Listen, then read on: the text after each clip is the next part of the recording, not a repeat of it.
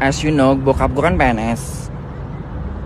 Bokap gue PNS biasa sebenarnya, golongan 3. Dan hari ini tuh bokap gue dipanggil sama Bupati Lampung Timur. So ada juga polisi dari kecamatan gue datang.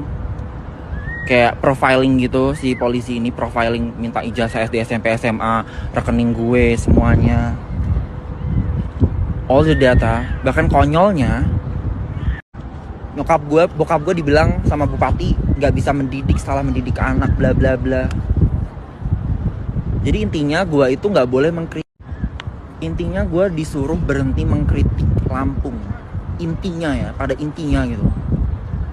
Di sini yang mengalami teman serius bukan gue, yang ada orang tua gue. Bener kalian, orang tuamu gimana gitu. Bener.